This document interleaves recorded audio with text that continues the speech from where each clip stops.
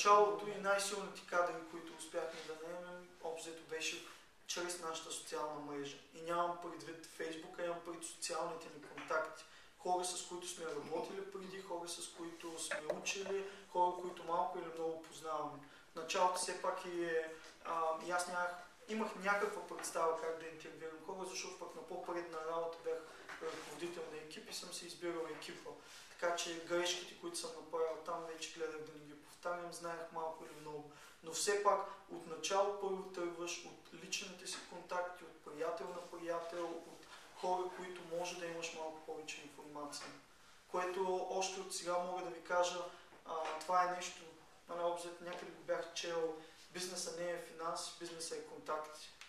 И независимо дали ще продавате, независимо дали ще наемате хора, независимо дали просто ще търсите съвет или от някои услуги или каквото и да е, контактите са ви страшно ценен ресурс. И това са хора, които сте учили с тях, може да не сте ги виждали 5 години, но адски силно е, когато някой го познавате, а не просто да вдигнете телефона и да му кажете: здравейте, аз съм Медиси, който не му познаваш. Мога да ви дам и един пример. Бях на една конференция и се запознах, обзето беше някакъв нетворкинг евент, да кажем 5 минути съм разговарял с някакво момиче, бяхме разменили няколко приказки, 6 месеца не съм я чувал. 6 месеца по-късно звъни телефона, на нас обикновено, когато не звъни телефона в офиса, 80% от телефонните обаждания са: здравейте, искаме да ви продадем тия офис материали, не, за страховки, не, офис спейс, не. Имам преди, че вече до такъв момент сме стигнали, че само по звъненето може да ги познаем, че искат да ни продадат нещо.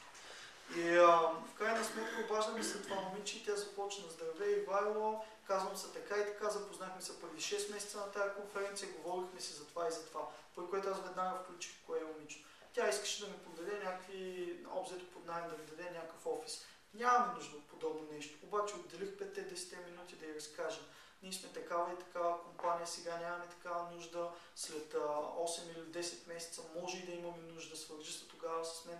Имам предвид, че просто вместо стандартното не се интересуваме ЦУК, нали, или нещо подобно, което вече не е станало навик, защото не можем на всички любезно да им обясним, че нямаме нужда от тези си кое и кое. Просто личният контакт страшно много работи, въпреки че това не е човек, на който аз, да кажем, съм се прекарал детските години или сме учили 5 години или нещо подобно.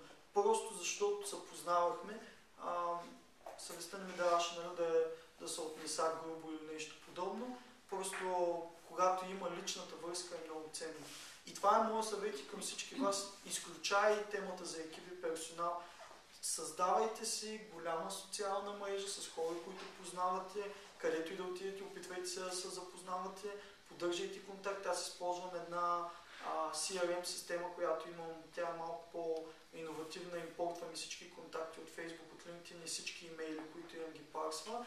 И съответно в момента, в който на мен трябва някой, който общо взето знам, че някога съм си разменил поне един имейл с този човек или по някакъв начин знам, системата ми изкарва цялата комуникация, която съм имал с този човек, бележките, които съм си водил, дали това ми е контакт от LinkedIn, от Facebook, дали съм имал реална връзка и вече мога само като вхвана телефона да се обадя и да кажа: ей, здрасте, запознахме се на курса на Cisco, аз говорих тогава, нали, видях, че ти си, да кажем, в Алианс, Sales Manager или нещо подобно, имам идея, която искам да вече не съм там, в